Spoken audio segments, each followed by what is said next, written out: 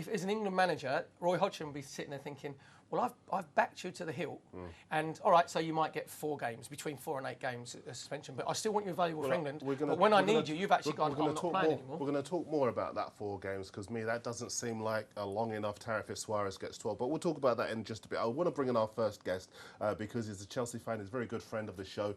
He's David Chidgey. Might be a bit combustible this bit, but we'll try and see if we can plot our way through it because he is, as I say, a friend of the show. Chidgey, good evening. Hello, mate. How are you? Very well indeed. And a difficult few days, obviously, this is going to be for Chelsea fans. I would imagine you've been listening to the last few minutes of the show. What are your overall views on John Terry, first of all? What, on him quitting England? Yes. Well, I mean, I said it to various media outlets back in the summer, you know, when they stripped him of the England captaincy.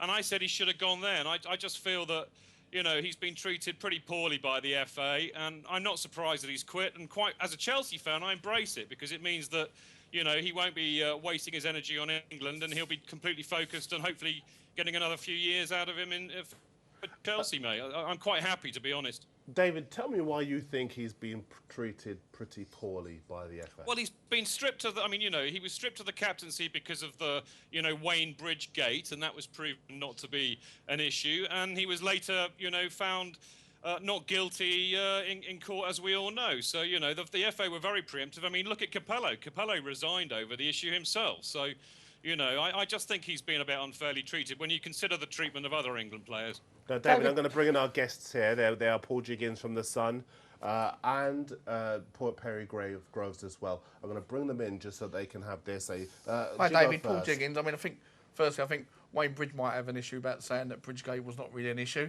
But just secondly, do you think you can separate John Terry, the man off the pitch, against the man on it?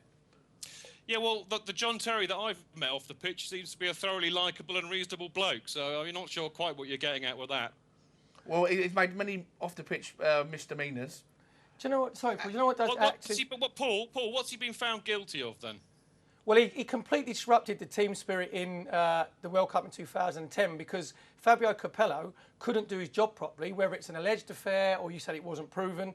But because of that situation, which was caused by John Terry, Fabio Capello couldn't pick the player that he wanted to pick to go to the World Cup. So his personal life then impinged on his professional life. So if that happens, the thing that amazes me... Don't move my lips. The thing that amazes me, David, is Chelsea fans have this like unstinting belief that John Terry has never done anything wrong. Whatever he does, it's okay because he's a brilliant player.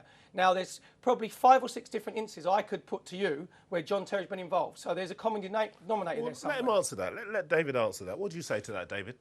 Look, I mean, frankly, you know, I think most football fans, all they care about are the players that either play for their team or for England do it on the pitch. And I mean, the one thing you can say about JT, whether it's for Chelsea or England, is that when he steps out on that pitch, he gives 150% for the team. And as a football fan, that's all I ask for. I don't sit there in any moral judgment over what they do, you know, in their outside life. They're humans as well. But here's a question for you, David. I just care about whether he does it on the pitch, mate. And he does, and has done. Here's a question for you, David. Jiggo was saying earlier, and he actually used it to answer something I said, because I said there is a distinction surely between the player on the pitch and the player off the pitch. Whatever he does, whether you like him or not, if he's a good player, he's a good player. And Jiggo was saying, well, if you want that status he has, and he's a captain of his club, he was a captain of his country, then you have to be an ambassador on the field as well as off the field. And there he has sullied his reputation. I'm sure you would accept that. But I mean, yeah, I know what you mean, but I think, to be really, really honest, the whole England captaincy thing in this day and age has moved a long way away from the days of, you know, people like Bobby Moore, of course, who was always held up to be a saint. And, you know, I grew up as a very young kid. I was, 1, I think, when we won the World Cup. But I grew up with Bobby Moore as a huge talisman and a great saint. But, I mean, you know, that's very rose-tinted spectacles. I think this day and age, Capello, you know, tried to actually impose us on the England team as well. What you want are several leaders in that team. Why on earth should one of them be held up as some kind of moral, you know, perfect moral statesman, if you like, when it has absolutely nothing to do with playing football? Okay.